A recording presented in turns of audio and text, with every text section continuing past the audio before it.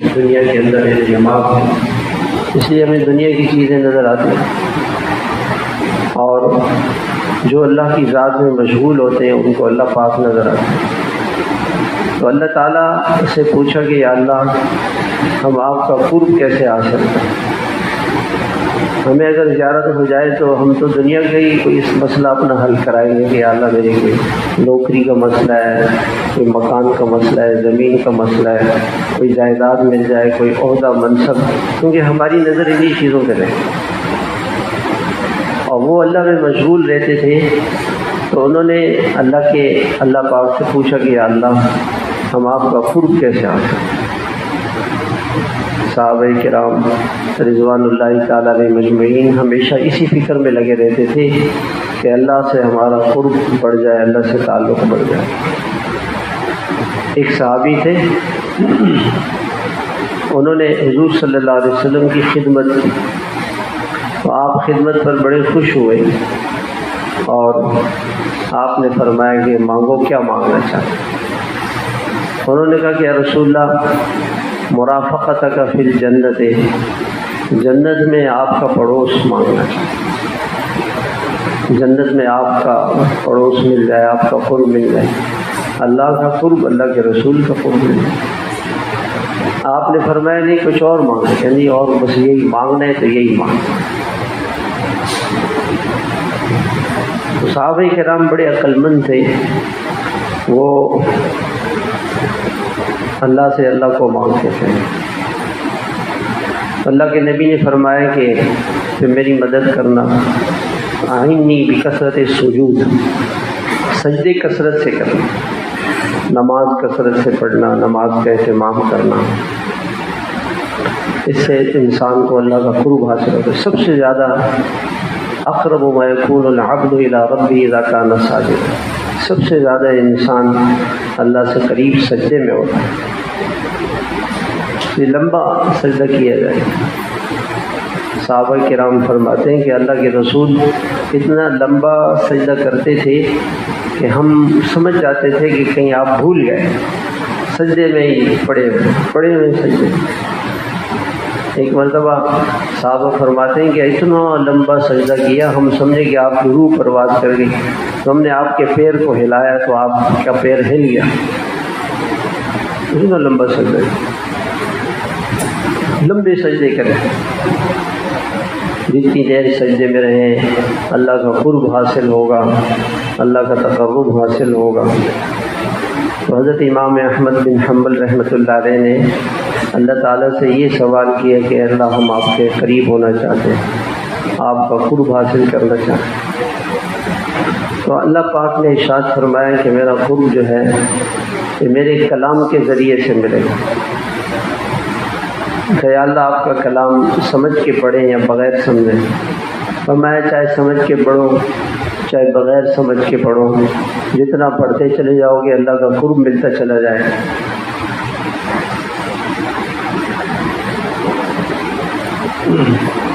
جتنا قرآن پڑھتے چلے جائیں گے اللہ تعالیٰ کا قرب بڑھتا چلا جائے گا۔ سجدے اور قرآن کی تلاوت، ان دونوں سے انسان اللہ کے قریب ہو جاتا ہے۔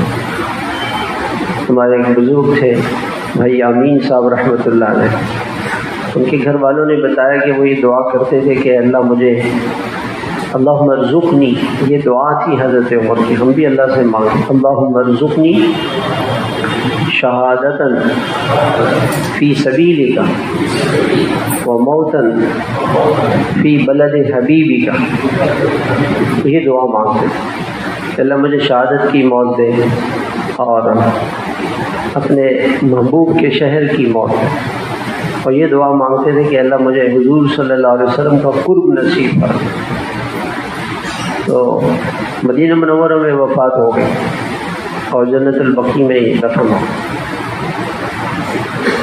حضور کا قرب مانگے اللہ پاک۔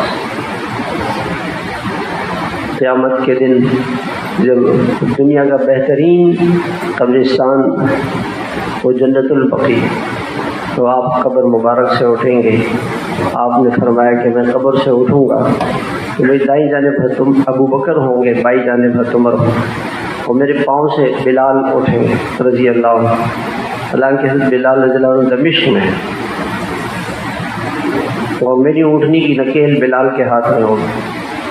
دنیا میں حضور کے خادم رہے تو موت کے بعد بھی آخرت میں بھی حضور کے خادم رہے۔ اللہ والوں کی خدمت سے بہت کچھ مل جاتا ہے، انسان بہت کچھ ملتا ہے۔ فرمایا کہ پھر میں بقی آؤں گا اور بقی والوں کو ساتھ لے کے جاؤں، پھر میں مکہ جاؤں گا تو مکے والے مجھے راستے میں آ کے مل جائیں، پھر ان دونوں کو لے کے میں قیامت کے میدان میں جاؤں۔ تو کتنی بڑی سعادت کی بات ہے۔ تو اللہ سے یہ دعا مانگا کہ اللہ ہمیں اپنا قرب نصیب فرما اور جناب رسول اللہ صلی اللہ علیہ وسلم کا قرب نصیب فرما۔ اور اس کی نشانی کیا ہے کہ قرآن پاک کی تلاوت کا اہتمام کریں۔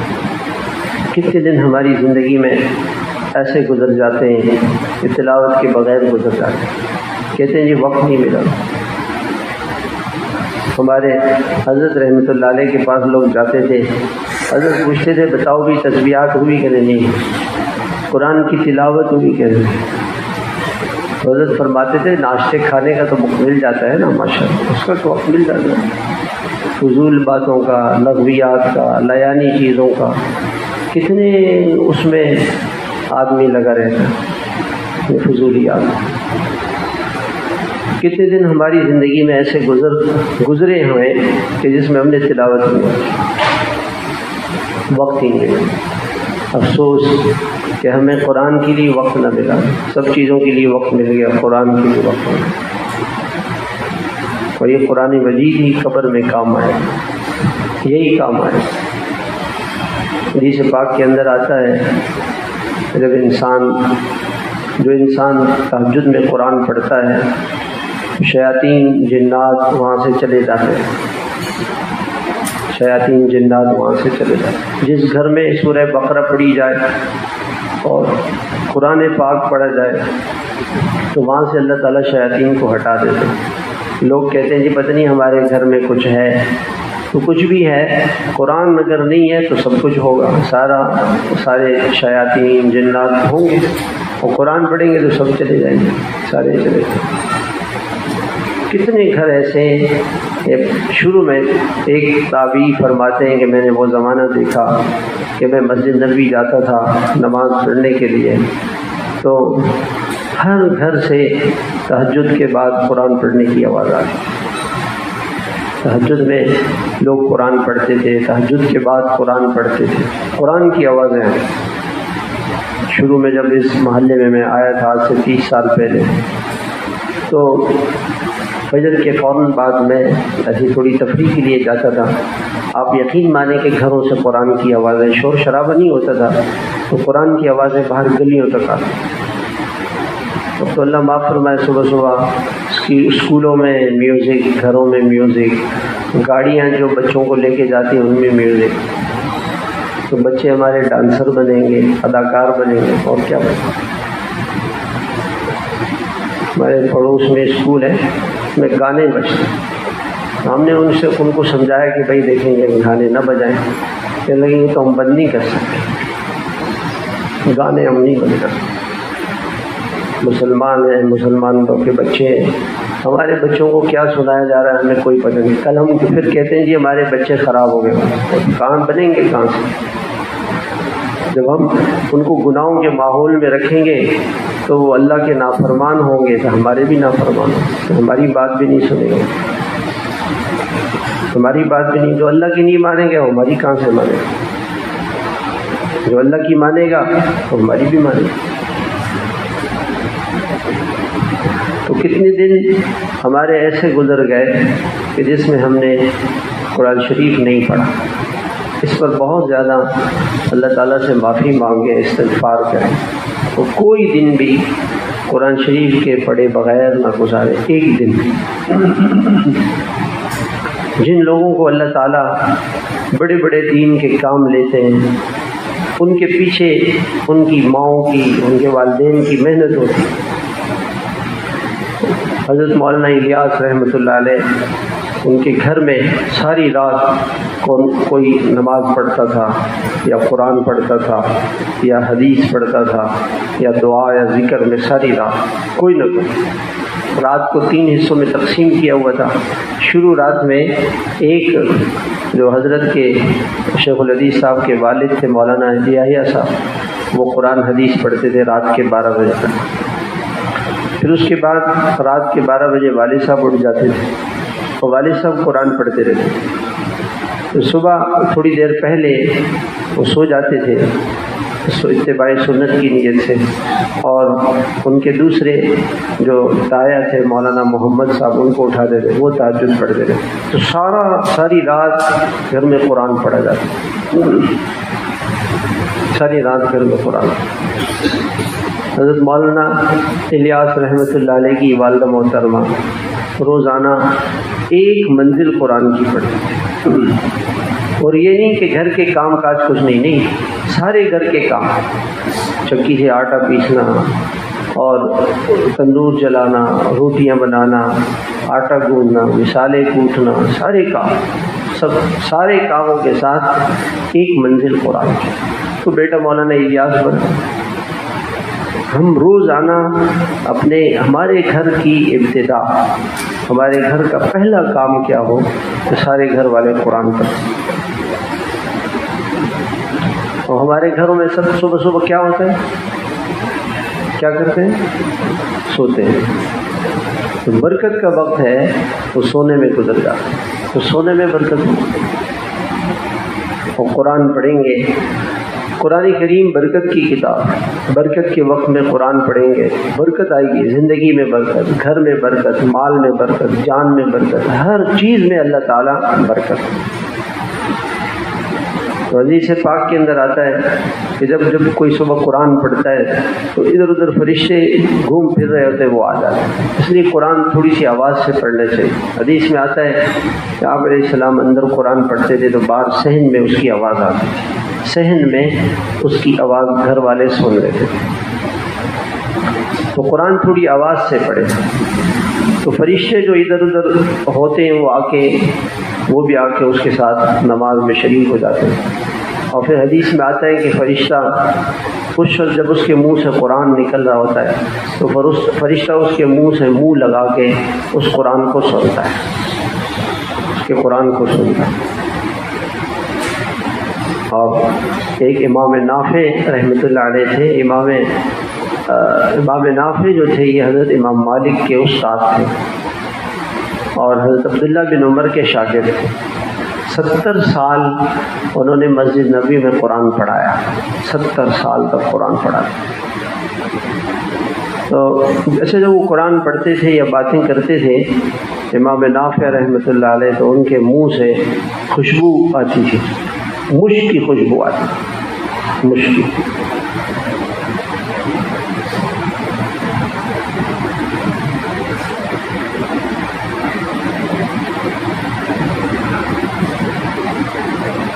تو ان کے شاگردوں نے ان سے پوچھا کہ حضرت یہ آپ کے منہ سے خوشبو کیوں آتی ہے؟ ان کا میں تو کوئی خوشبو نہیں لگاتا. تو بتاتے نہیں. اخیر عمر میں جب طلبہ نے بڑا اصرار کیا تو کہا کہ میں قرآن پڑھتا رہتا تھا اور قرآن پڑھاتا رہتا تھا بچوں کو، لوگوں کو سکھاتا تھا. جب میں ایک مرتبہ سو گیا تو خواب میں جناب رسول اللہ صلی اللہ علیہ وسلم تشریف لائے اور نافع سے کہا کہ آپ سے فرمایا کہ یہ منہ میرے قریب لے کر آؤ، میں اس منہ کو بوسہ دینا چاہتا ہوں جس سے تم قرآن پڑھتے ہو. پھر میں شرما گیا. اللہ کے نبی نے اپنے ہونٹ مبارک میرے ہونٹوں پہ رکھے. جب سے رکھیں اس وقت سے خوشبو جا رہے ہیں، جب سے ساری زندگی خوشبو جا رہی. قرآن ایسی کتاب ہے میرے. تو جب تہجد کے وقت کوئی قرآن پڑھتا ہے تو فرشتے آتے ہیں، اس کے ساتھ نماز میں شریک ہوتے ہیں. اور جب اس شخص کا انتقال ہو جاتا ہے تو اس کے سینے اور کفن کے درمیان قرآن آ جاتا ہے. جب اس کو قبر میں رکھتے ہیں تو یہ بیچارہ دیکھتا ہے بالکل اندھیرا، تو فوراً قرآن آ جاتا ہے اور اس کو کہتے ہیں گھبراؤ نہیں، میں تمہارے ساتھ. اور فرشتے آتے ہیں، منکر نکیر اور وہ کہتے ہیں کہ بھئی ہم نے اس سے سوال و جواب کرنا، دور دور رہ کے بات کرو، قریب نہیں آؤ، دور رہ کے بات۔ تو وہ فرشتے چلے جاتے ہیں تو قرآن کہتا ہے کہ گھبراؤنے میں ابھی آتا ہوں۔ وہ جا کے اللہ پاک سے عرض کرتا ہے کہ اللہ یہ دن میں بھی مجھے پڑھتا تھا، رات میں بھی پڑھتا تھا، دن میں بھی پڑھتا تھا، رات میں بھی پڑھتا تھا۔ اے اللہ پاک فرماتے ہیں کیا چاہتے ہیں کہ اللہ اس کے لیے چادر چاہیے، تک وہ بستر چاہیے۔ اللہ پاک فرماتے ہیں جنت کا بستر لے جاؤ، جنت کی چادر لے جاؤ، اور جنت کی قندیل لے جاؤ، لائٹ، شمع، روشنی لے جاؤ، اور جنت سے ایک پھول لے جاؤ یاسمین کا، خوشبو کا، یہ لے جاؤ۔ یہ دو چیزیں ہماری طرف سے۔ اور جب وہ آتا ہے قرآن تو اس کو کہتے ہیں گھبراؤ نہیں، پریشان نہیں ہونا، میں تمہارے ساتھ۔ اور وہ کہتا ہے کہ قبر اتنی وسیع کر دی جاتی ہے کہ 500 سال تک اس کی نگاہ جاتی ہے، اور اس سے وہ کہتے ہیں کہ ہم تیری قبر میں جنت کی کھڑکی کھولیں گے، وہاں سے خوشبوئیں آئیں گی، جنت کا بستر لے لو، جنت کی چادر لے لو، یہ جنت کے پھول لے لو، جنت کی روشنی۔ اور اس کو کہا جائے گا کہ دنیا میں تم تہجد کی نماز میں قرآن پڑھتے تھے، اس لیے تمہاری قبر میں روشنی۔ جب گناہ گار آدمی رکھا جائے گا تو وہ کہے گا کہ بہت اندھیرا ہے، بہت گھبراہٹ ہے، چھوٹی سی جگہ اندھیرا بھی۔ تو وہ کہے گا کہ میرے گھر میں تو بہت لائٹیں جلتی تھی، مجھے لائٹ چاہیے۔ لائٹ تو آپ کو ملے گی، آپ اگر فجر کی نماز مسجد میں جا کے پڑھتے ہیں، تہجد کی نماز پڑھتے ہیں، قرآن پڑھتے تو آج لائٹ ہوتی، لیکن اب کیا ہوگا؟ میں قیامت تک ہزاروں برس آپ کی قبر میں اندھیرا، آپ کی قبر میں لائٹ نہیں آ سکتی۔ ایک دن بجلی نہ ہو تو لوگ کیا کرتے ہیں؟ اتنا احتجاج کرتے ہیں، سڑکوں پہ نکل آتے ہیں، اور قبر کی لائٹ کے لیے کوئی احتجاج نہیں کر سکے۔ ہزاروں برس قبر میں اندھیرے میں رہے، ہزاروں برس۔ قرآن ایسی چیز ہے میرے بھائی۔ پھر اس کے بعد اور قرآن اس سے کہے گا کہ تم گھبراؤ نہیں، جب قیامت کا دن ہوگا نا تو میں تمہارے نام اعمال میں پلڑے میں بیٹھوں گا، اس کو چھپاؤں گا۔ اور یہ اللہ تعالیٰ سے کہے گا کہ اللہ دھوپ ہے، جب یہ نکلے گا قیامت کے میدان میں، دھوپ، گرمی، پسینہ میں لوگ ڈوبے ہوئے ہوں، کوئی یہاں تک ڈوبا ہوا ہوگا پسینہ، منہ تک پسینہ آ رہا ہوگا، کسی کا سینے تک۔ جتنا گناہ زیادہ ہوں گے، جتنے گناہ زیادہ ہوں گے اتنا پسینہ ہوگا، کسی کے پسینہ گھٹنوں تک ہوگا، کسی کا ٹخنوں تک ہوگا۔ تو یہ قرآن پاک اس کو لے کے جائے گا اور اللہ تعالیٰ سے کہے گا کہ اللہ میری سنیں، اللہ پاک بھی سناؤ، اس کو عرش کا سایہ چاہیے، تو لے آؤ بھائی اس کو، لے آؤ عرش کے سائے، عرش کے سائے میں رہے گا۔ اور لوگ دھوپ میں مر رہے ہوں جنہوں نے قرآن پڑھا نہیں ہوگا۔ یہ تو حدیثوں میں آتا ہے۔ اور آپ کو میں قصہ سناتا ہوں۔ ہمارے ایک بزرگ تھے مولانا زرولی صاحب رحمۃ اللہ علیہ، کچھ عرصے پہلے ان کا انتقال ہوا۔ انتقال سے ایک ہفتہ پہلے ایک کا یہ واقعہ ہے، پیر کے دن ان کا انتقال ہوا، اس سے پہلے پیر کو حضرت نے یہ واقعہ سبق میں سنایا۔ حضرت فرمانے لگے کہ ایک شخص آیا، میرا دوست تھا، مجھ سے کہنے لگے مولانا کوئی ایسا وظیفہ تو بتائیں، کچھ تو بتائیں کہ قبر کے عذاب سے ہم بچیں۔ آپ کے ساتھ ہماری دوستی ہے اور آپ کے ہوتے ہوئے ہم قبر میں پھنس گئے، قبر کے عذاب میں پڑ گئے، تو کیا فائدہ آپ کی دوستی کا؟ مولانا کہنے لگے کہ اس کی بات سے مجھے ایک غم ہوا اور اپنی فکر سواری کہ ہم میرے ساتھ قبر میں کیا ہوگا، بھائی کیا آئے گا قبر میں کام کر۔ میں نے قرآن حدیث دیکھنا شروع کیا، اسی میں میں سو گیا، تو خواب میں نے یہ دیکھا کہ میرا انتقال ہو اور مجھے لوگوں نے قبر میں رکھ دیا ہے، اور میں گھبرا رہا ہوں، خوف ہے، اندھیرا ہے، بالکل کوئی نہیں ہے۔ اسی خوف میں ہوں کہ اچانک ایک ایسا حسین و جمیل شخص آیا، اس کے حسن و جمال کا میں بتا نہیں سکتا، ایسی خوشبوئیں اس کے جسم سے آ رہی تھیں۔ وہ آ کے میرے پاس کھڑا ہو گیا اور وہ میرے کندھے کے قریب آ کے کھڑا ہو گیا۔ اب میں اس سے کوئی بات ہی نہیں کر پا رہا تھا، خوف گھبراہٹ تھی، لیکن خوشی ہوگی کہ چلو کوئی تو آ گیا۔ اتنے میں نے دیکھا کہ اس سے زیادہ حسین و جمیل اور خوبصورت انسان آیا۔ اس نے آ کے اس سے بھی زیادہ تھا، اس نے وہ پہلے والے سے کہا کہ آگے ہو جاؤ، پہلے والا آگے ہو گیا، سینے کے پاس آ کے کھڑا ہوگا، یہ کندھے کے پاس کھڑا ہوگا۔ اتنے میں نے دیکھا کہ منکر نکیر آ گئے، ہیبتناک شکل میں، خوفناک شکل میں۔ تو یہ جو بعد میں آیا تھا، اس نے کہا رجسٹر لاؤ، رجسٹر لیا، اس میں کچھ لکھا کہ جاؤ اس کا حساب ہو گیا، وہ چلے جاؤ۔ ان کو روانہ کر دیا۔ پھر کہا کہ عرش عظیم کے رب نے فیصلہ کیا ہے آپ کے جنتی ہو گئے، آپ کو جنت ملے گی، اور آپ خوف نہ کریں، گھبرائیں، اور ابھی آپ کے لیے ہم کھڑکی کھولیں گے، اس کھڑکی سے جنت کی ہوائیں، جنت کی خوشبوئیں، جنت کا نور، برکتیں آئیں گی، آپ بالکل پریشان نہ ہوں۔ تو کہنے لگے کہ میں نے اس سے پوچھا کہ یہ تم کون ہو، یہ کون ہے، یہ کون ہے؟ کہ جب آپ کا انتقال ہوا تو جو پہلا شخص ہے یہ آپ کی فجر کی نماز ہے، سب سے پہلے کام آنے والی چیز فجر کی نماز، اور جو ہماری سب سے زیادہ غفلت کس نماز میں ہوتی ہے؟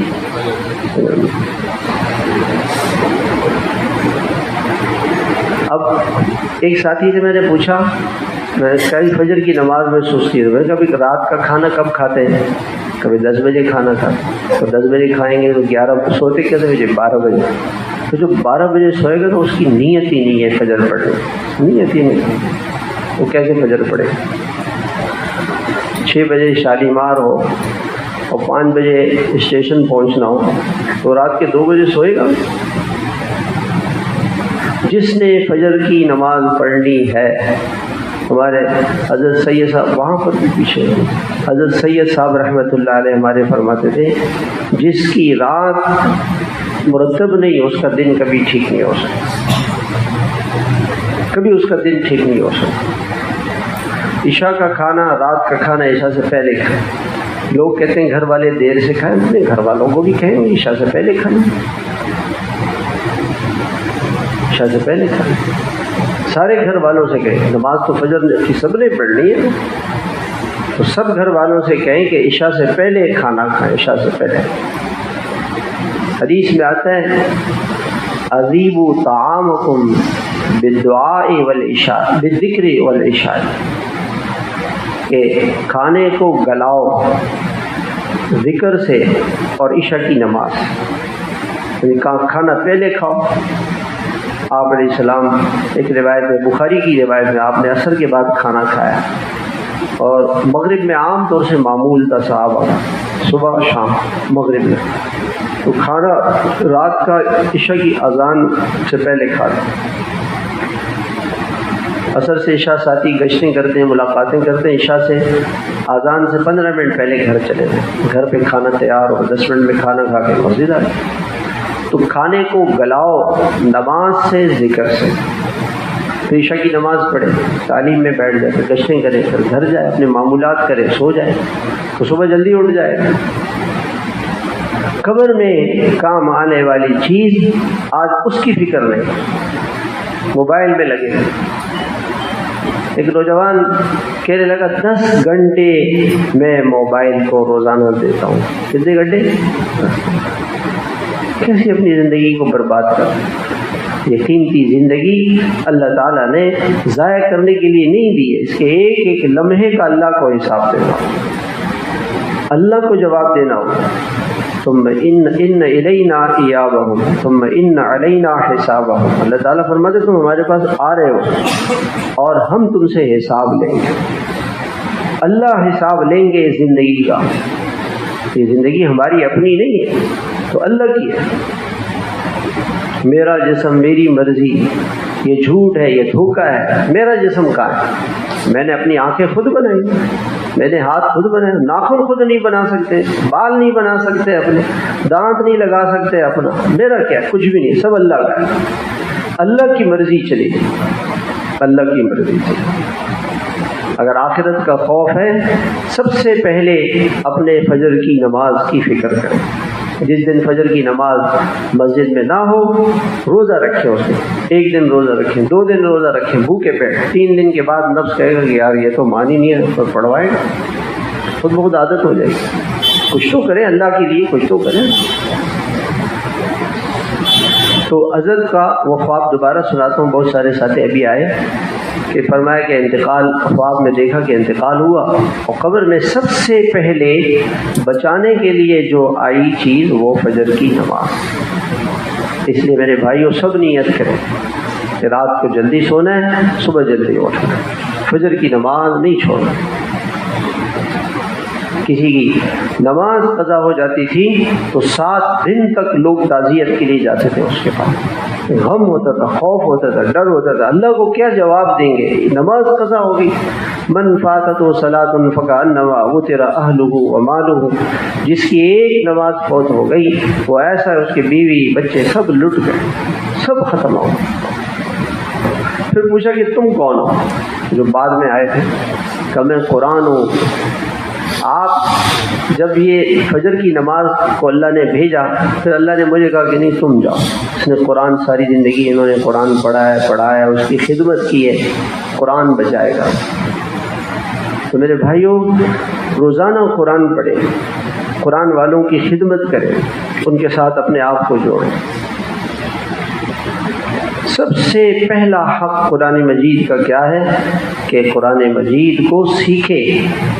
کتنوں نے بچپن میں جو ہے وہ قرآن پڑھا ہوا ہے، اور وہ جیسے اپنے بیٹوں کو، اپنی اولاد کو تعلیم دلانے کے لیے کتنے مہنگے اسکول اور قرآن پڑھانے کے لیے کہ گھر میں کوئی مل جائے تاکہ بھی ہمارا بچہ جو ہے وہ قرآن پڑھ لے. گھر پہ کوئی ڈاکٹر بن سکتا ہے؟ بتائیں نا، کوئی ڈاکٹر بن سکتا ہے؟ کوئی ڈاکٹر کا بیٹا ہوں گھر میں بن جاؤں گا.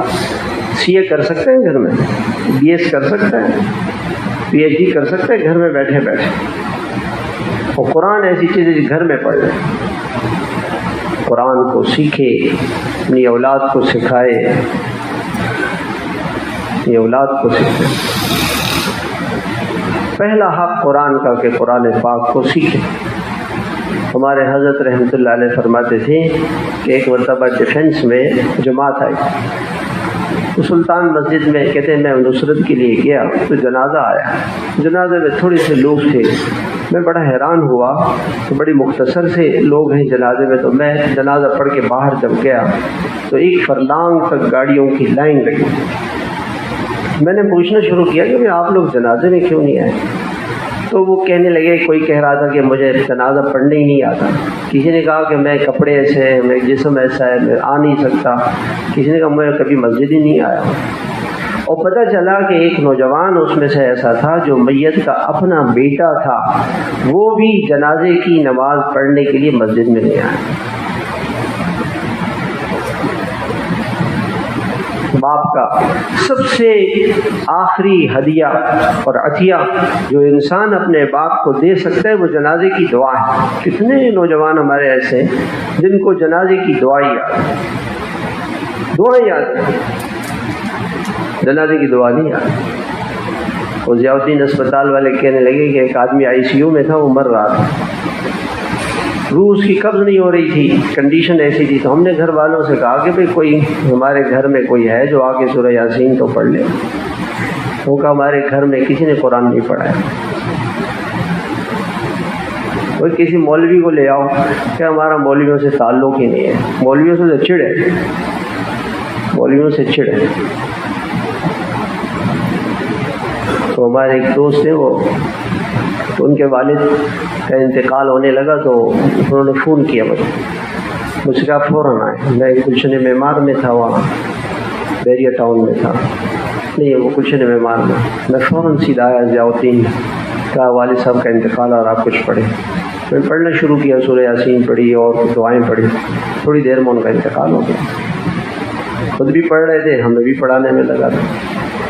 تو اب باپ نیک ہوگا، اپنی اولاد کو نیک بنائے گا، قرآن پڑھنے والا اور نماز پڑھنے والا بنائے گا تو یہ بچے مرتے وقت اس کو دعا دیں گے. ٹھیک ہے، تجربہ کیا ہے کہ انسان 2 وقت دعا کرتا ہے، قرآن پڑھ کے، نماز پڑھ کے. عام طور سے ہمارا یہی معمول ہے، قرآن پڑھا، نماز پڑھی، دعا کی. اگر میری بیٹی نماز نہیں پڑھ رہی ہے اور میری بیٹی قرآن نہیں پڑھ رہی ہے، آج نہیں پڑھ رہی ہے میرے سامنے، تو میرے مرنے کے بعد کون یہ کہے گا کہ اللہ میرے والد کو بخش؟ کوئی نہیں کہے. جس اولاد کے لیے نمازیں چھوڑی، جس اولاد کے لیے رشوت لی، جس اولاد کے لیے جھوٹ بولا، جس اولاد کے لیے سود لیا، جس اولاد کے لیے دھوکہ دیا، لوگوں کو قتل کیا، کیا کچھ نہیں کیا، وہ اولاد نماز مرنے کے بعد ہاتھ اٹھا کے بھی یہ نہیں کہے گی کہ اللہ میرے والد کو بخش۔ نمازی نہیں، بے نمازی اولاد، بے نمازی بیوی کیا کام آئی، اس کی فکر ہی ہے۔ ایک ساتھی میرے سے کہنے لگا کہ میری بیوی سے بنتی نہیں ہے۔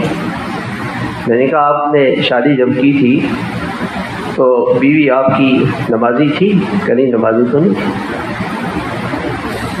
میں نے کہا کہ آپ نے بے نمازی بیوی سے اب آپ کیا توقع رکھیں گے، جو اللہ کی نہیں مانتی آپ کی کیا مانیں گے؟ میں نے کہا چلو بے نمازی تھی وہ آ گئی، جب آپ کے گھر میں آئی تو آپ نے گھر میں تعلیم شروع کرائی؟ انہیں تعلیم تو نہیں کرائی۔ آپ نے گھر میں کبھی مستورات کی جماعت بلائی؟ نہیں بلائی۔ اپنی اہلیہ کو 3 دن لگوائے گئے۔ تو میں نے کہا قصور تو آپ کا ہے۔ بیوی تو یہی کہے کہ جو اس کو تو آزاد ماحول ملا ہوگا، وہ آپ کی کہاں سے بنے گی؟ جو اللہ کی نہیں، اللہ کے رسول کی نہیں، وہ آپ کی کیا بنے گی؟ ہم میں سے کتنے گھر ایسے ہیں کہ نہ ہم گھر میں تعلیم کراتے ہیں، نہ مستورات کا سے روزہ لگاتے ہیں، نہ اپنے گھروں میں مستورات کی جماعتیں بلاتے ہیں۔ اپنے گھر والوں کی ہمیں اپنے اولاد کی فکر ہی نہیں۔ ہم کہتے ہیں جی ہمارے بچے اچھے ہو جائیں، ایسے نہیں ہو، ایسے نہیں ہو۔ محنت کرنی پڑے گی گھر والوں پہ، میرا بیٹا نمازی بن جائے، میری بیٹی نمازی بن جائے، میری بیوی نمازی بن جائے۔ میرے گھر والے، سب سے پہلا کام میرے گھر میں کیا ہو کہ میرے سارے گھر والے وہ فجر کی نماز پڑھیں، اور صبح صبح میرے گھر میں قرآن پڑھا جائے۔ اگر میری اولاد اور میری بیوی بچے قرآن پڑھ رہے ہیں، نماز پڑھ رہے ہیں، تو میرے بھائیوں یہ چیز ہے جو قبر میں کام آئے گی، ورنہ ہزاروں برس کے قبر کا اندھیرا اور ہزاروں برس کے عذاب سے اپنے کو نہیں بچا سکے، نہیں بچا سکے۔ تو پہلا حق قرآن مجید کا کیا ہے کہ قرآن پاک کو صحیح سیکھے۔ دیکھیں آپ نے پڑھا قل هو اللہ احد، قل کے معنی آپ فرما دیجئے، آپ کہہ دیجئے۔ آپ نے فرمایا، آپ نے اس کو پڑھا کل، کل کے معنی کھا لیں، آپ کھا لیں، آپ فرمائیں اور آپ کھا لیں، کتنا زمین آسمان کا فرق۔ اس کی نماز نہیں ہوگی۔ سورہ اخلاص ہی غلط پڑھے گا، اس کی نماز ہی نہیں ہوگی، سیکھا ہی نہیں۔ کہاں ٹھہرنا ہے، کہاں نہیں ٹھہرنا۔ جیسے اردو میں ایک جملہ ہے، جا مت آ۔ کسی کو کہا کہ بھی چلے جاؤ، مت آؤ دوبارہ، اس نے جا کے آگے سے کہہ دیا، وہ کہہ رہا ہے جا مت آ، وہی جملہ ہے، جا مت آ۔ وہ وقف غلط جگہ پہ کیا، اس نے تو کہا تھا کہ بھی جا مت آ، جا وقف کیا مت آ، اس نے جا کے کہا جا مت آ، الٹی ہو گئی بات۔ قرآن میں کہاں وقف کرنا ہے، کہاں نہیں کرنا، سیکھا ہی نہیں بھائی۔ نہ اپنے بچوں کو قرآن سکھانے کی فکر، نہ اپنی فکر، نہ اپنے گھر والوں کی فکر۔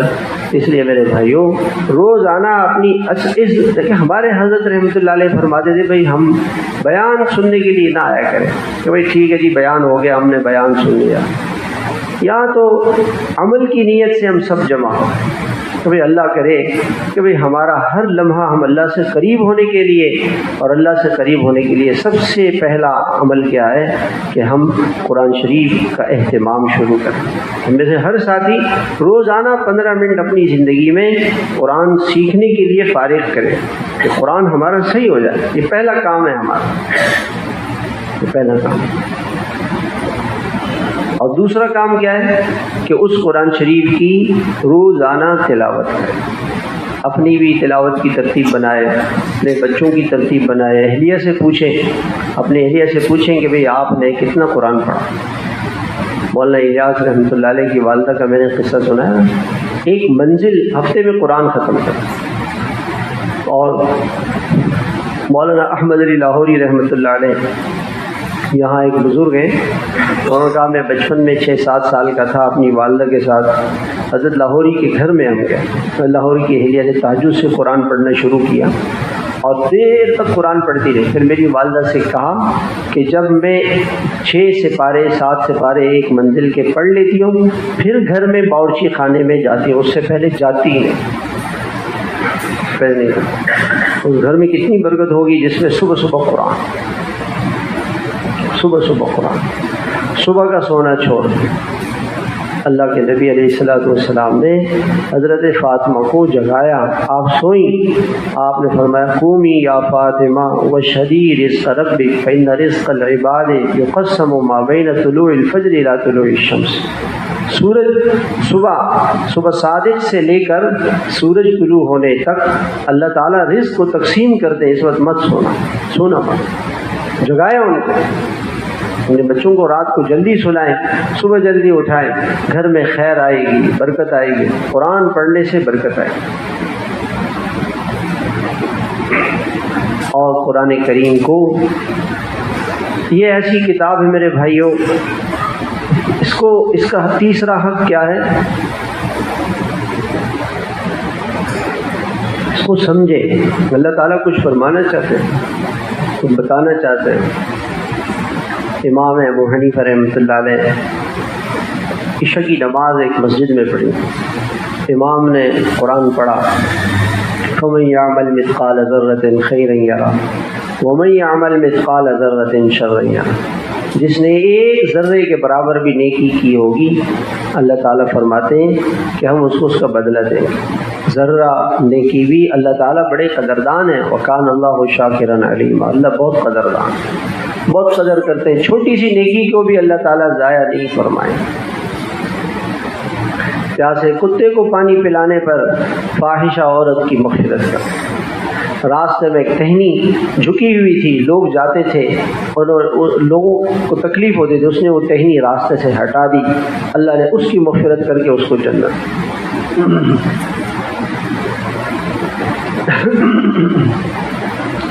تو یہ آیت پڑھی تو امام صاحب عشاء کے بعد بیٹھ گئے، رونے لگے۔ خادم آیا مسجد کا کہ حضرت میرے مسجد بند کرنے کا۔ اچھا میں جاتا ہوں، صبر کرو۔ اور اللہ سے کہہ رہے ہیں کہ یا اللہ آپ تو ایک ذرہ نیکی پہ اتنے قدردان ہیں، ہمارے پاس تو نیکیاں کہاں ہیں، اور ایک ذرہ گناہ پر پکڑیں گے۔ ذرہ کیسے کہتے ہیں؟ وہ لال چیونٹی جو آنکھوں سے نظر نہیں آتی، بہت باریک ہوتی ہے، یہ عام چیونٹیوں سے بھی زیادہ۔ اور دوسرا ذرہ لکھا ہے کہ کبھی آپ نے دیکھا ہوگا کہ روشنی کی کرنیں جب کمرے میں آتی ہیں تو اس میں باریک ذرات ہوتے ہیں، جیسے ابھی بھی یہاں موجود ہے لیکن وہ نظر نہیں آتے، اگر وہ روشنی ہو نا اس میں نظر آتے ہیں۔ وہ باریک ذرات، اس کو ذرہ کہتے ہیں، ذرہ اس کو کہتے ہیں۔ اس ذرے کے برابر بھی اللہ تعالیٰ فرماتے ہیں گناہ کرے گا تو اس گناہ کی سزا ملے گی۔ اتنا چھوٹا سا ذرہ کہ نہیں یا اللہ ایک ذرے پر پکڑ ہوگی آخرت میں، روتے رہے ساری رات گزر گئی روتے روتے۔ فجر ہو گئی، خادم آیا مسجد کھولنے لگا تو اپنے مسجد کا خادم اپنے خادم سے کہا چلو پھر فجر میں آئیں گے۔ میں کہا فجر تو ہو گئی، فجر تو ہو گئی۔ اچھا فجر ہو گئی، ساری رات روتے رہے۔ جن کے پاس پہاڑوں جیسے گناہ ہو ان کا کیا ہوگا؟ اللہ کسی چیز سے ہمیں ڈرانا چاہتے ہیں۔ علماء کہتے ہیں اخوف آیت فی القرآن، پورے قرآن کریم میں سب سے زیادہ خوفناک آیت، خوف دلانے والی، رونانے والی آیت وہ کیا ہے؟ اللہ تعالیٰ فرما رہے کہ ایک ذرے کا حساب لوں گا، چھوڑوں گا نہیں تمہیں، ایک ذرے کا بھی حساب لوں۔ ساری رات روتے رہے اور ہمیں پتہ ہی نہیں چلا، قرآن پڑھا پتہ ہی نہیں چلا اللہ کیا فرما، پتہ ہی نہیں۔ حضرت امام ابو حنیفہ رحمۃ اللہ علیہ قرآن پڑھتے تھے رات کو اپنی چھت پہ۔ ایک رات کو یہ آیت پڑھی وَامْتَازُوا الْيَوْمَ أَيُّهَا الْمُجْرِمُونَ، اللہ تعالیٰ قیامت کے دن فرمائیں گے کہ مجرموں اکیلے الگ ہو جاؤ، الگ ہو جاؤ۔ رونے لگے کہ پتہ نہیں ہمارا نام مجرموں میں آئے گا کہ فرما برداروں میں آئے گا۔ 40 سال جس شخص نے عشاء سے لے کے فجر تک اللہ کی عبادت کی، 40 سال تک اس شخص کا یہ حال ہے کہ ہمارا کیا ہوگا۔ اور جس کا کوئی لمحہ بھی ایسا نہیں جو گناہوں سے خالی ہو، گناہوں کے خیالات اور گناہوں میں لگن مگن ہر وقت، اور ہمیں کوئی فکر نہیں۔ حضرت گنگوئی رحمۃ اللہ علیہ ساری رات روتے رہے۔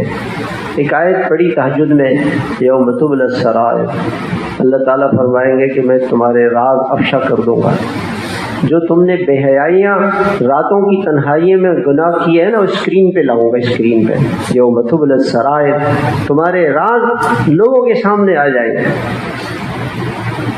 دنیا میں تو ہم بڑے نیک بنے ہوئے، پگڑی پہنی ہوئی، داڑھی رکھی ہوئی، نماز پڑھ رہے ہیں، پڑھا رہے ہیں مدرسے میں، لیکن تنہائیوں کے جو گناہ ہیں اللہ تعالیٰ کہتے ہیں یوم تبلی السرائر، تیرے راز میں افشا کروں گا، اسکرین پہ سب کے سامنے لاؤں گا۔ ساری رات روتے کہ پتہ نہیں کیا ہوگا کیا ہوگا۔ حضرت عبداللہ بن عمر رضی اللہ عنہ رو پڑے۔ لوگوں نے کہا کیوں روتے ہیں؟ کہتے ہیں اللہ پاک فرما رہے ہیں یوم یقوم الناس لرب العالمین، میری عدالت میں میرے سے آمنا سامنا ہوگا۔ اللہ تعالیٰ فرما رہے ہیں اللہ کی عدالت میں اللہ سے آمنا سامنا ہوگا، اللہ کے سامنے پیشی ہوگی، اور خوف کی وجہ سے بے ہوش ہو جاتے تھے۔ اللہ حضرت عیسیٰ علیہ السلام سے لوگوں نے کہا کہ آپ کسی ایسے مردے کو زندہ کریں نا جو پرانے زمانے کا۔ تو حضرت نوح علیہ السلام کے بیٹے کے قبر پر آئے اور دعا کی، قم بإذن اللہ کہا، وہ زندہ ہو گئے۔ ان کی داڑھی سفید تھی۔ حضرت ابراہیم علیہ السلام سے پہلے کسی کی داڑھی سفید نہیں ہوئی، سب سے پہلے جن کے بال سفید ہوئے وہ حضرت ابراہیم علیہ السلام۔ تو پوچھا لوگوں نے ان سے کہ آپ کے بال کیسے سفید ہو گئے؟ کہنے لگے کہ اچھا یہ پوچھا کہ موت کا کیا منظر تھا بتاؤ، کہ مجھے مرے ہوئے پتہ نہیں کتنے ہزار برس ہو گئے، لیکن روح کے نکالتے وقت کی تکلیف ابھی تک مجھے محسوس ہو رہی ہے، ہزاروں برس کے بعد بھی محسوس ہو رہی ہے۔ اس لیے اللہ کے نبی کی دعا تھی اللہم اعنی، سب اللہ سے مانگے اللہم اعنی علی غمرات الموت واعنی علی سکرات الموت۔ اس دعا کو بھی مانگا کریں اللہ موت کا وقت آسان فرما، موت کے وقت آسان نہیں رہے کہ وہ تو ابھی تک موت کے خوف کا اور دہشت۔ کہنے لگے تمہاری داڑھی کیسے سفید ہو گئی؟ کہنے داڑھی کے بال کالے تھے، جب آواز آئی اٹھ جاؤ، اس خوف سے کہ اب کیا ہوگا بال سفید ہو گئے، بال سفید۔ معمولی دن ہے انہم یرونہ بعیدا ونراہ قریبا۔ اللہ کہتے ہیں یہ کہتے ہیں بہت دور ہے، کہتے ہیں قریب ہے، قریب ہے۔ اللہ نے قیامت کو کل سے تعبیر کیا ہے، یا ایھا الذین آمنوا اتقوا اللہ ولتنظر نفس ما قدمت لغد۔ کل کے لیے کیا کیا ہے، کل قیامت کل ہے، اور کل نہیں ابھی ہو سکتی، ابھی روح پرواز کر کے ابھی قیامت آ جائے۔ ایک تعبیر ہے، جوان داڑھی سر کے بال بالکل سیاہ، سوئے صبح اٹھے تو بال سفید۔ لوگوں نے پوچھا، کہنے لگے رات کو خواب میں قیامت دیکھی تھی، اور وہ جو منظر دیکھا جنت کا جہنم کا اور لوگوں کا رونا اور پسینے میں، اس خوف سے میرے بال سفید ہو گئے ایک رات۔ معمولی چیز ہے کہ قیامت میرے بھائیو، معمولی چیز۔ اذا وقعت الواقعہ لیس لوقعتها کاذبہ خافضۃ رافعہ۔ اللہ تعالیٰ فرماتے ہیں آئے گی وہ قیامت، آئے گی، کسی کو اونچا لے جائے گی، کسی کو گرا دے گی۔ قیامت کا خوف، بل الساعۃ ادھیٰ وامر۔ امام ابو حنیفہ اس آیت کو پڑھ کے روتے تھے، قیامت بڑی ہیبت ناک، خوفناک، خطرناک ہے، بہت خطرناک، تو کچھ بھی نہیں ہے اس کے لیے۔ یوم یجعل الولدان شیبا۔ اللہ تعالیٰ ان صحابہ نے حضور سے پوچھا کہ یا رسول اللہ اس آیت کا مطلب کیا ہے؟ اللہ تعالیٰ فرمائیں گے کہ 1000 لوگوں کو لاؤ اور 999 کو جہنم میں ڈالو، ایک کو جنت میں ڈالو۔ یہ قیامت کے دن فیصلہ ہوگا۔ آج لوگ کہتے ہیں یار سارے ہی لوگ کیا جہنم میں جائیں گے؟ جی اللہ کے سارے نافرمان جہنم میں جائیں گے۔ اللہ کی کسی کے ساتھ رشتہ داری نہیں ہے۔ تو یہ جب یہ اعلان ہوگا کہ 1000 میں سے 999 جہنم میں اور ایک جنت میں جائے گا، ایک جنت میں، تو یوم یجعل الولدان شیبا، بچے بوڑھے ہو جائیں گے اس خوف سے کہ اب کیا ہوگا۔ مولانا احمد علی لاہوری رحمۃ اللہ علیہ کو اللہ تعالیٰ نے کشف قبور دیا تھا، حضرت رزق طیب پاک حلال روزی استعمال کرتے تھے، کسی بے نمازی کے ہاتھ کی چیز نہیں کھاتے تھے، وہ دل پاک صاف رہتا تھا، اور دل سے سب کچھ نظر آتا ہے انسان کو۔ تو مولانا امیر بجلی گھر جو پشاور کے بڑے علماء میں سے تھے، وہ حضرت کی خدمت میں حاضر ہوئے، حضرت مجھے یہ فن سکھا دیں۔ انہوں نے فرمایا نہیں سیکھا، کہ نہیں حضرت میں سیکھوں۔ لے گئے ان کو قبرستان، بٹھایا اور ان سے کہا آنکھیں بند کرو، آنکھیں بند کر کھولو، اور جو کھولا ہو آگ ہی آگ قبرستان میں، جگہ جگہ پہ ہائے شور، اور قبریں آگ سی بھری پڑی۔ کہنا حضرت بس بس بس، حضرت میں نہیں چاہتا ہوں، میں برداشت نہیں کرتا۔ تو قبر اور آخرت ایسی معمولی چیزیں ہیں میرے بھائیوں، معمولی چیزیں ہیں۔ وما ہوا بالہزل، اللہ تعالیٰ کہتے ہیں مذاق نہیں کر رہا تمہارے ساتھ، خدا کے لیے یہ مذاق نہیں ہے میرے بھائی۔ موت آئے گی، قبر آئے گی، آخرت کا دن آئے گا، بچانے والا قرآن ہے، بچانے والی نماز ہے، بچانے والا تقویٰ ہے۔ العاقبۃ للمتقین، اللہ تعالیٰ کہتے ہیں گناہ سے بچنے والا اس کا انجام اچھا ہوگا، اور گناہگار کا انجام بہت برا ہوگا۔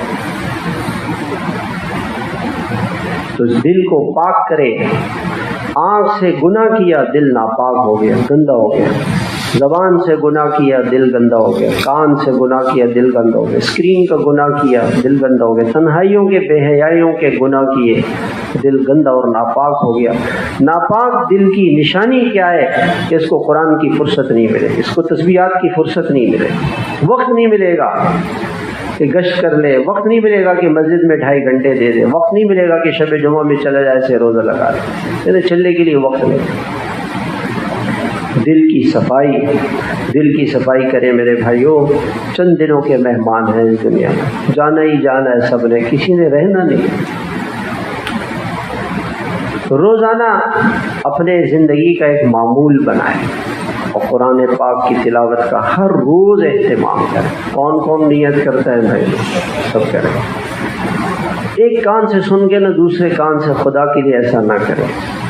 پھر بھی کسی کو مشکل لگے کہ جی میں کیسے کروں، تو انشاءاللہ ہم حاضر خدمت ہیں، مشورہ کر لیں۔ ہم اپنے بڑوں کی خدمت میں جاتے تھے، ہم سے بھی سستی کوتاہی اب بھی ہوتی ہے، پہلے بھی ہوتی تھی، جاتے تھے اپنے بڑوں سے پوچھتے تھے، آ کے پوچھیں، اپنے اعمال کی کارگزاری سنائیں۔ لوگ کہتے ہیں جی ساتھی کہتے ہیں حضرت ہم تو ذکر کر ہی نہیں پاتے، کیا کر دوں؟ یہی سنائیں، یہی سنائیں۔ ہم دعا کریں گے، اپنے انشاءاللہ دعاؤں میں آپ کو شریک کریں گے، کوشش کریں گے، آپ بھی کوشش کریں گے۔ ہمارا اللہ سے قرب دیکھیں، ہمارا یہاں آنا صرف سننے سنانے کے لیے، اللہ سے قریب ہونا ہے، دوستی لگانی ہے، اللہ سے محبت کرنی ہے، کہ قرآن پڑھنے کو جی چاہے، قرآن پڑھنے کو جی چاہے، قرآن پڑھنے کو جی چاہے۔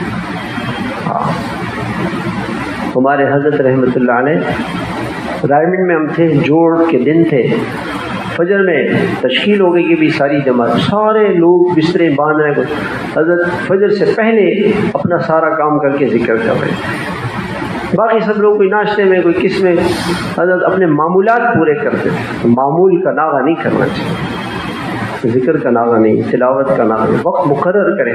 3 تسبیحات حضرت مولانا الیاس رحمۃ اللہ علیہ فرماتے تھے، جو ان 3 تسبیحات کی پابندی کرے گا اللہ اس کو اپنا دوست بنا کے دنیا سے لے جائے۔